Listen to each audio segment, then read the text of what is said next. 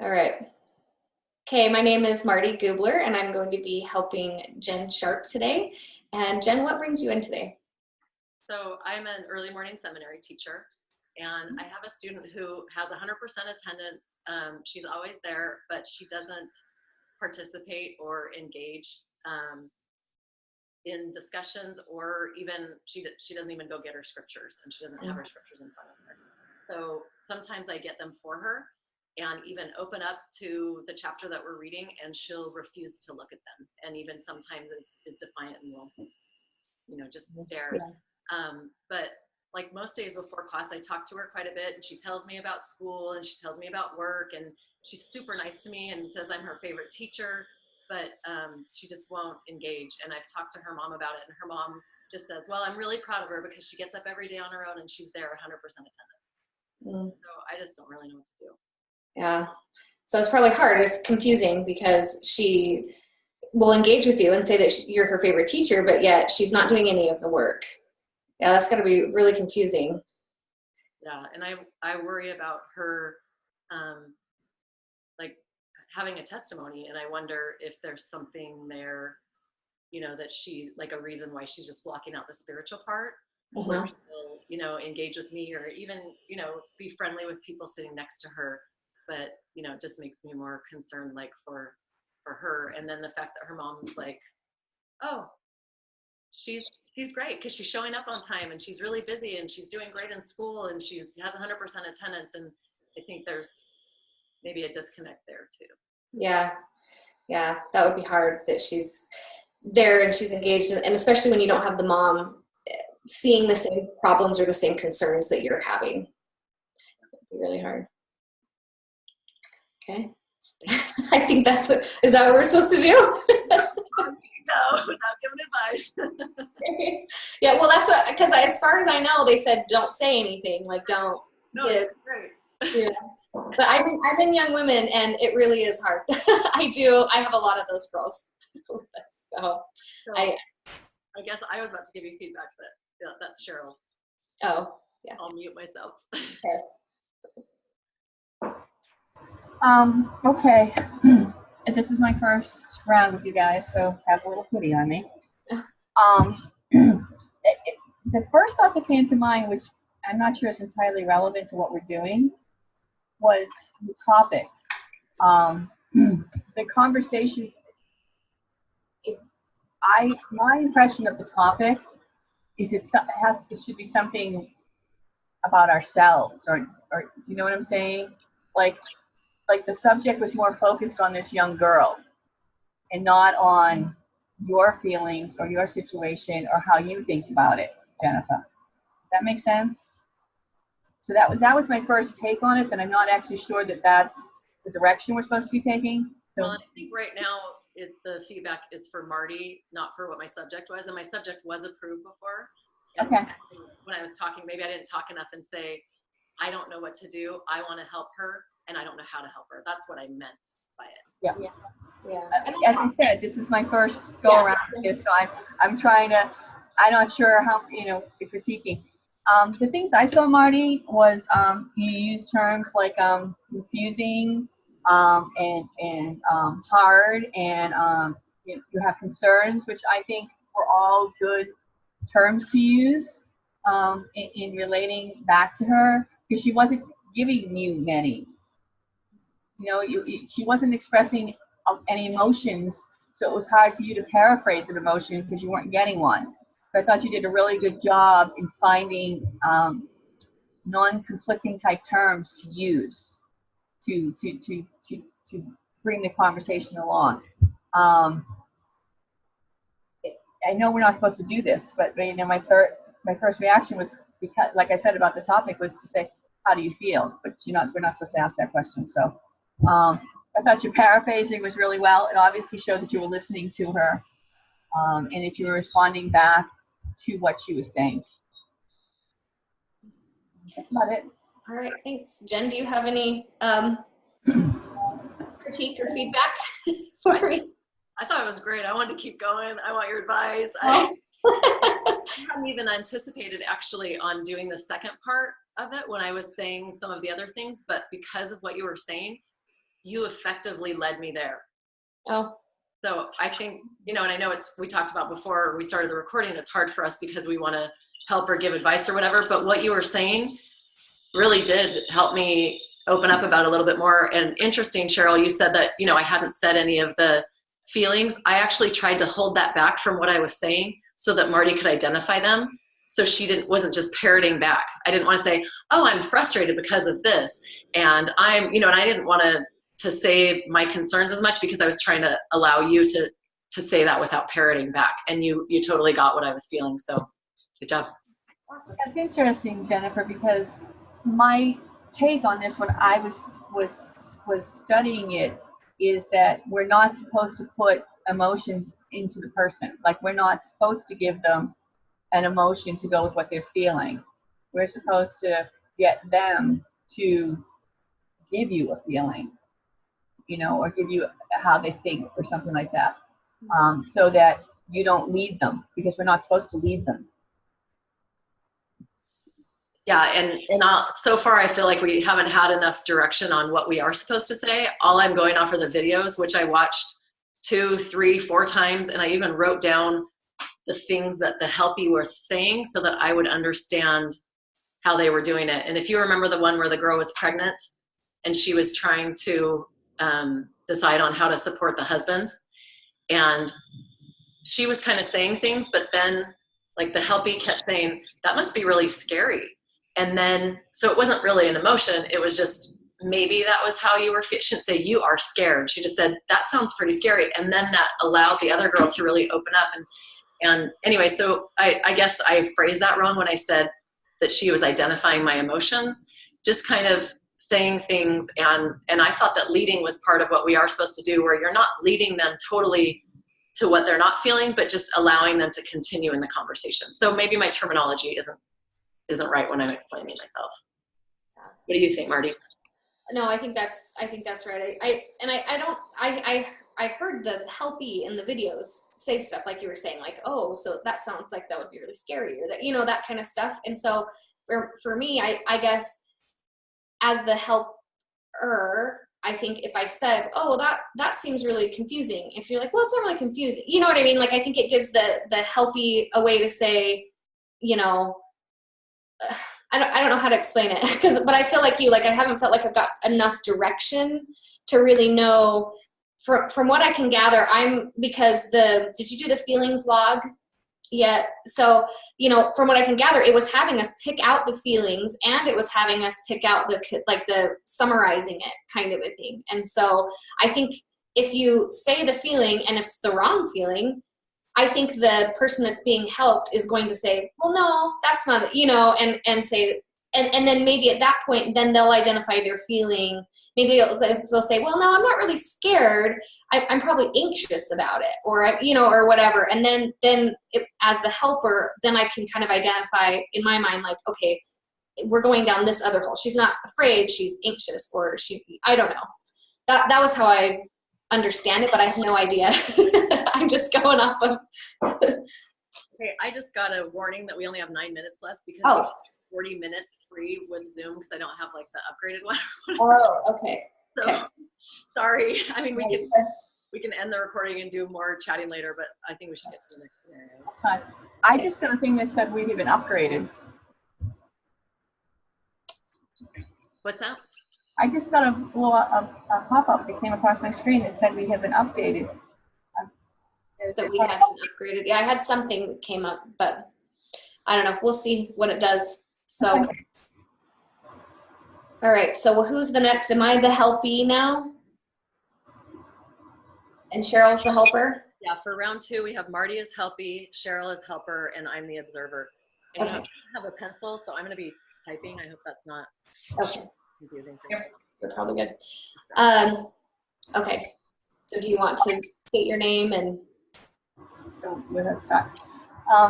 My name is Cheryl Rubenstein. I'm in the 420 Family Program, helping relationships, and I am going to be working with Marty Huber as the helpee. Hi, Marty. It's nice to see you today. You're looking so chipper. How have you been doing?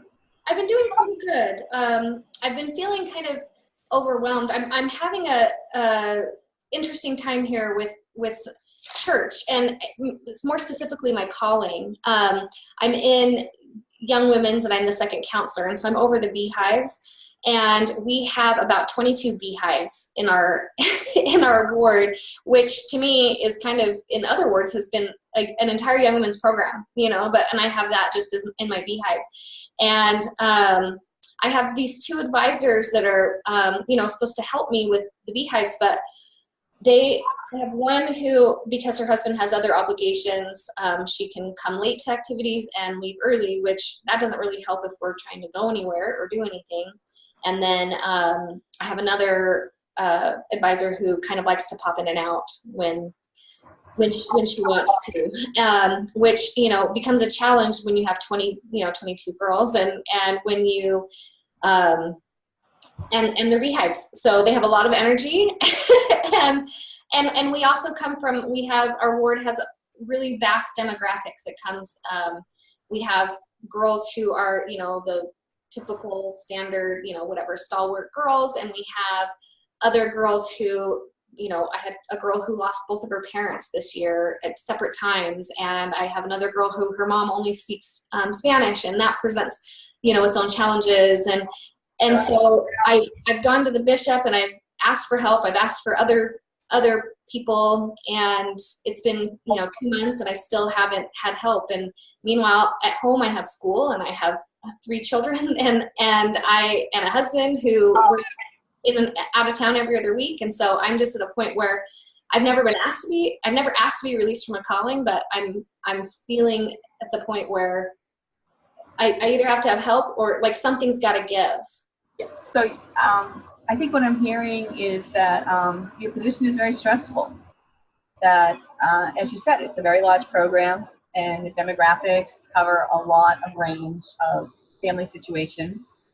And you really, it comes across as you really caring, concerned about your young women. And I hear that maybe a little anxious that you can't fulfill your calling, and frustrated because you feel like you're not getting support. Your situation with your advisors, that maybe you're not getting enough support there, and that maybe you're not being heard when you're talking to your bishop about how much this is really difficult for you.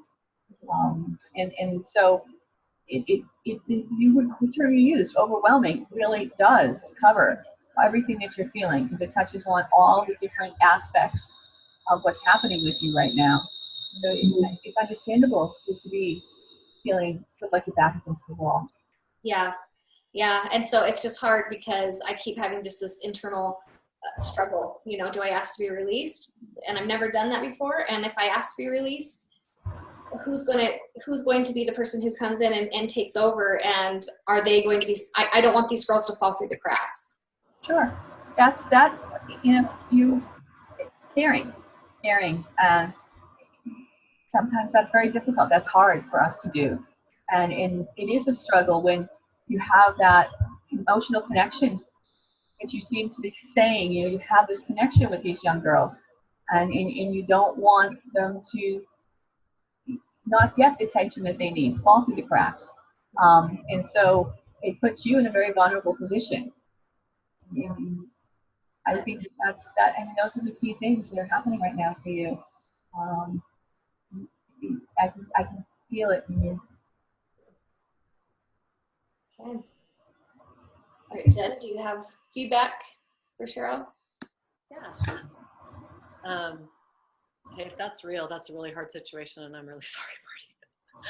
Like, I'm dying because I have some seminary students that are like that, and yeah, it was real. And then I was released right after camp, and then called as secretary.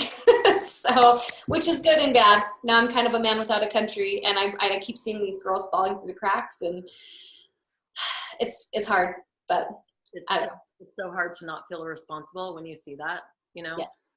And, anyway, we can talk about another time. Okay, so do you want to hear the great things first, Cheryl, or the things that the great things are, I felt like everything that you said, Cheryl, was spot on, really. It was, I mean, you told her that, you know, her situation's stressful.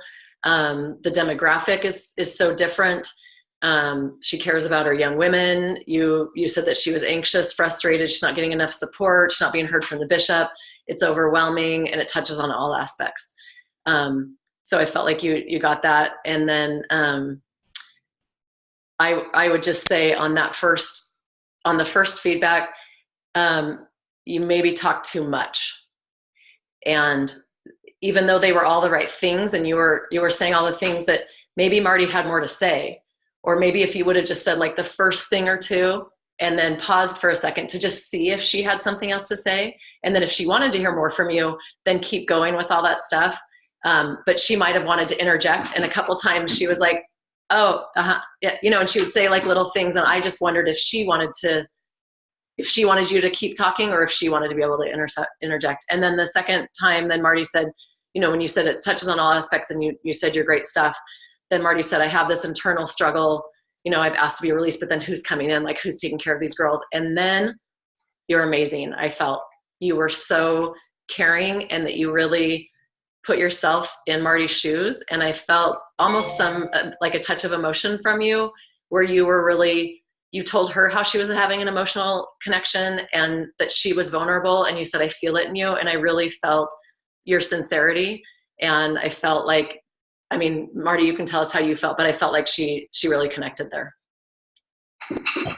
Yeah, I thought it was a great job. The only feedback I would have, like, I think you hit the nail on the head, Jen. Like, I think that every time I had said something, Cheryl, you were really good at like repeating back, not repeating, but summarizing or paraphrasing back what I had said. And I felt really listened to and really heard. And I probably just have the same feedback. Maybe like in the videos, it was saying like to make what's the word I'm looking for? When we give our feedback or when we say things, like they said, make it kind of like a hot potato or, you know, a punch or whatever. And so I probably would maybe interject like even an audible, because I could see that you were shaking your head and like and listening to me, but like maybe like a oh yeah, or what they're called a meta something. I can't remember what it was called, but you know, just those little audible yeah, or you know, along the way, or just yeah, that must be hard. And then let me, you know what I mean? Like, and then just those little things, because I felt really heard, but it was like so I think probably I talked too long. It was a big stretch. And then it was a big stretch for you. And then like, it wasn't like a punch or, you know, I don't know. Yeah. But I thought it was really good though. I thought you hit the nail on the head with everything you said. The content was really great. Thanks. I appreciate that feedback.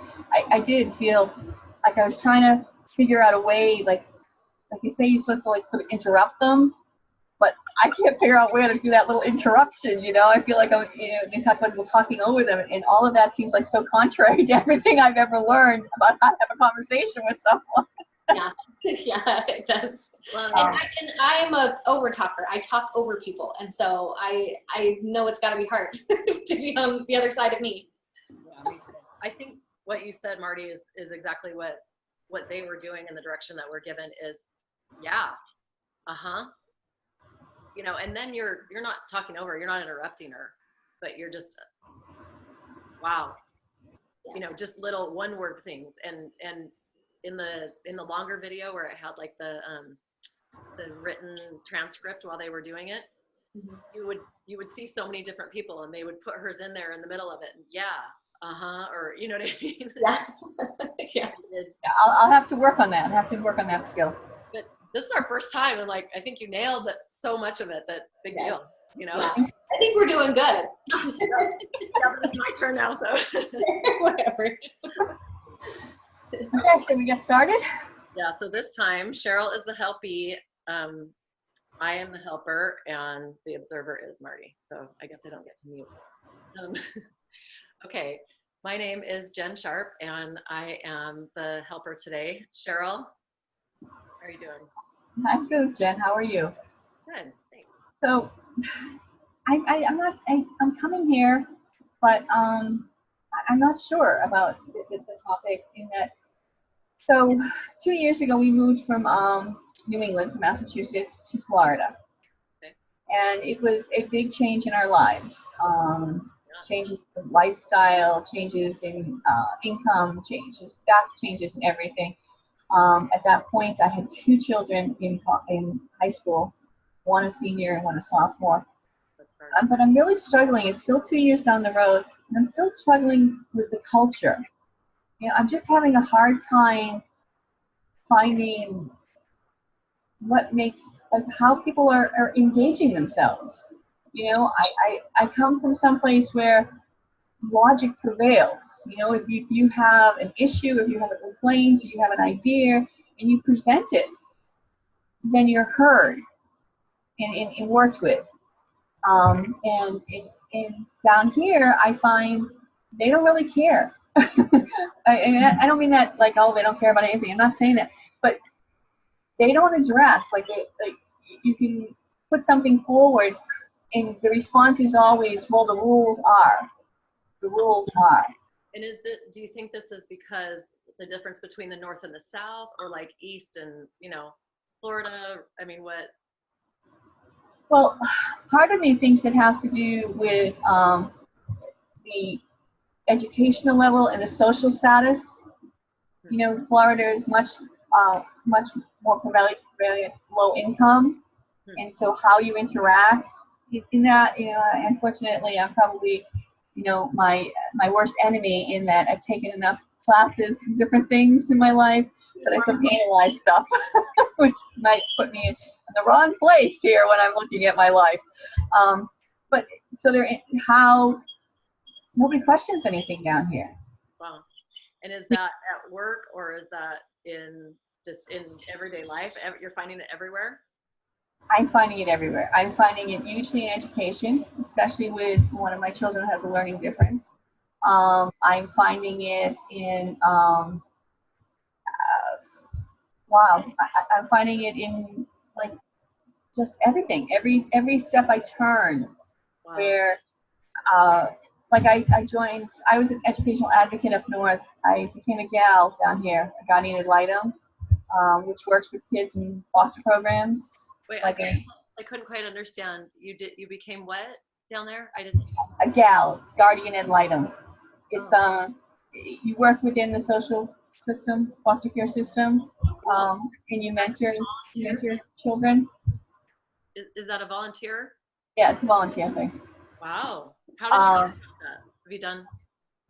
I heard about it because, as I said, I used to be an educational advocate, and so actually my realtor, when I first came here, has a daughter who has 4 children with learning differences, and they were not getting serviced. And so she asked me a lot of questions and became friendly with her when we were house hunting. And I'm shocked. One of the things about the educational system down here is that parents have no say.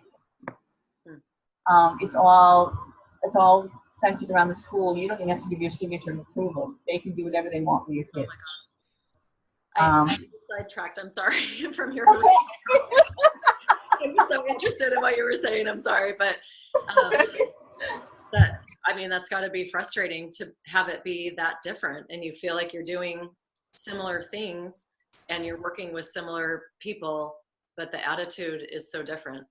The attitude is vastly different. I mean, I've just run up against so many walls. For example, corporal punishment is still legal down here. So technically you can beat your children. Wow. And people do. And that's okay? I mean, they're saying that it's okay? Pretty much. I mean, my first child was a 15-year-old boy whose mother was a meth addict. And the social services had been in his home multiple times since he was about 5 years old, and had never taken him out until the very end.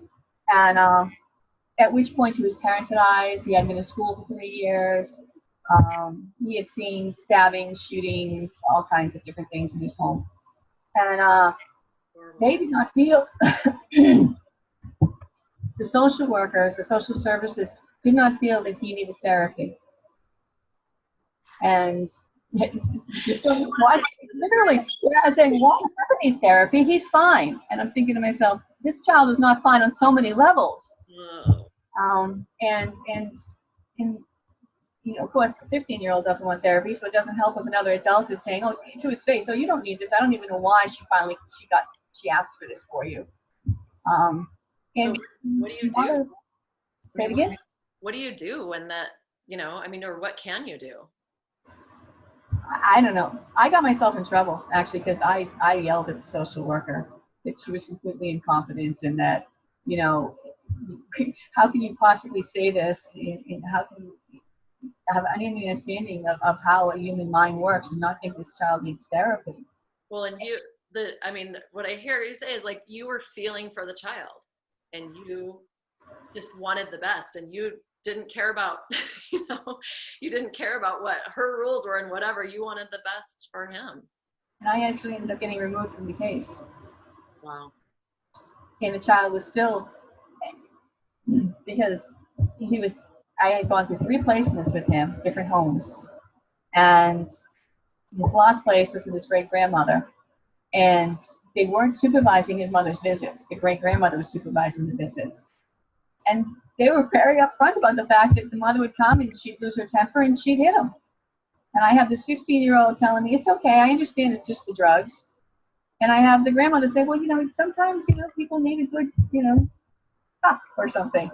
Not thinking, and I was the only person who actually thought that this was detrimental to the child. Well, and how do you reconcile, because it sounds like you still care about him, and how do you reconcile your personal beliefs, what you've been practicing, in your old home back east, and then all of a sudden you're in Florida and there's new rules? I can see how that would be super frustrating. It's very frustrating. I can't find a foundation. I can't find a place where my values and my ideals can meet the culture I'm living in. And so that's where I'm at. It's 2 years down the road here, and I'm still searching for that. And to me, that feels like a very long time to be still trying to find a community or a group of individuals that think like I do. Wow. Thank you. All right. Okay, so I just took notes on the way down. So I'm just going to read through my notes. So at the beginning, it was really good. Jen, you were saying, you were nodding, you were saying, okay. You also even showed it in your facial expressions. I could tell you were really listening, and you'd smile, or I could tell in your eyes that you were really listening.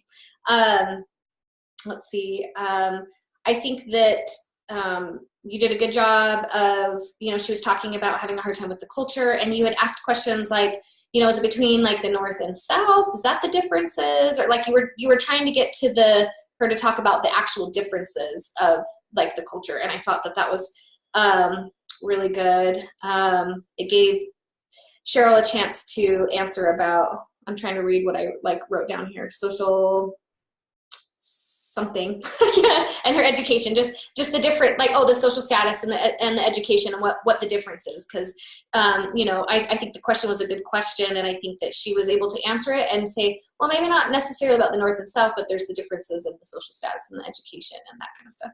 And then, Cheryl had kind of made a joke and you had laughed with her. And so it was just something that was like, you guys had both been able to, it definitely looked like you were having a conversation and definitely connecting, and Cheryl was feeling heard. And then you had asked another question, is that work or everyday life? Again, I think that was a great narrowing down question, trying to figure out, is she feeling it just in work or just everyday life? But then and I thought it was good when I don't know if you just didn't hear something, or you said, what do you do? That's a guardian of life. You asked her to clarify that, which was really great. I thought that was good, but then the problem is I think it just went too off topic from the original. I'm having a hard time with the culture. And so, cause you said, I didn't understand that. And then your next question was, you said something about, you volunteer. How did you do that? And so it was kind of, and so it's fine, but it was just, I think that's just kind of where it went just a little bit from the main thing. And then, but then you realized you were off track. friend instead of as a helpee. That's what I was like, let's get into this. We're talking about this for an hour. And then I was exactly, yeah.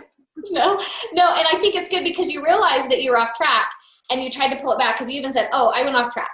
And you tried to pull it back and you asked a question. You got it back on track by like talking about a feeling. You said something, and I can't remember exactly, I didn't get everything written down, but it was, you said, oh, well, you must be feeling this way. And then it got off track again a little bit about talking about the boy who didn't need therapy and that kind of stuff, because the original problem was she was having a hard time with the culture. And I get that we're in a totally different scenario here. Like if we were in an hour counseling, maybe you would need to have that backstory of why she feels, that way, or, what the backstory is. And so sometimes I think, we don't want to get off track too much, but at the same time, like to figure out where somebody's at, I don't know, because I haven't had enough training. We were on week 3, right? So I don't know. And then, but then you did bring it back again, by you were saying, how do you reconcile your personal beliefs and, Florida with their new rules, and, and then she was back on to like talking about like just trying to navigate where she fits in to the whole thing. And so I think it started off really good and really strong, and then it just kind of went a little bit off, but then there were 2 specific times I think you noticed it was off track and you were trying to bring it back. So I think that was actually good it's good that you recognized it and were able to try to bring it back. Those are my only. So, but I thought the content was really good. Even the part that you were talking to her about that was a little bit off track was still very engaging. It was, you definitely were asking questions and you wanted to know. And I think Cheryl probably felt really heard, that she was able to say, yeah, this is where it feels different. And this is where the culture is different. And here's example or exhibit number, exhibit A or something like that. And so, like I said, I don't know how we're supposed to do that, because it seems like in a therapy session, you would want to give that backstory. So I don't know. All right, Cheryl, let's hear it. I think you're going to be a great therapist if that's what you choose to do, Jen. I think what we're doing now is hard because of the limitations to it, like Marty mentioned. What you did was a more full-out type therapy session, where you're really engaging the person and you're finding the information and you're there. You mentioned that, I was talking to her like a friend, but part of, I think, therapy is making that person feel comfortable and trusting, that they can trust you, that you're really not judging them and that you're hearing them. And you made me feel like that. You made me feel like you were really interested, and which is probably why I even opened up more and explored more in how we maybe have gotten off track, because you really you bring that warmth when you're there, when you're talking, and you're right, you were engaged, you were interested. As you said with me, I could feel how much you cared, like instantly cared about the situations I was discussing. That young boy, I mean, it really felt like it was breaking your heart to hear it. I think Thank you. I appreciate that I did feel that way, and I appreciate that you understood that, Yeah. And I think it was good. Like, hopefully that didn't come off negative, because I think you did a really good job. It was just one of those, like, it was going off the rails, and I was just well, but Cheryl was saying, I think in a true, therapy session, that's something that you would do and something that you would explore. And it probably, it made Cheryl feel really understood and heard, because nobody's going to come into a therapy session and say something very superficial like this, I understand. I understand we're practicing certain skills, but like I said, I think the really good things were that you recognized it and tried to bring it back both times. And I think that, and by the end, I think you did, you very successfully pulled it back. So I think I was giggling. I'm like, this is what not to do. This was in the video where she's like, so how's your family, Carlos? And she is Carlos. I think each of us, we each have our own personalities and how we interact with people. But I think each of us was able to incorporate what we're supposed to be learning, how to reflect in this today. I think we were all successful in that we all did that. Maybe we did extra stuff. Maybe we veered off. Maybe, maybe we're a little critical sometimes. I'm a little critical.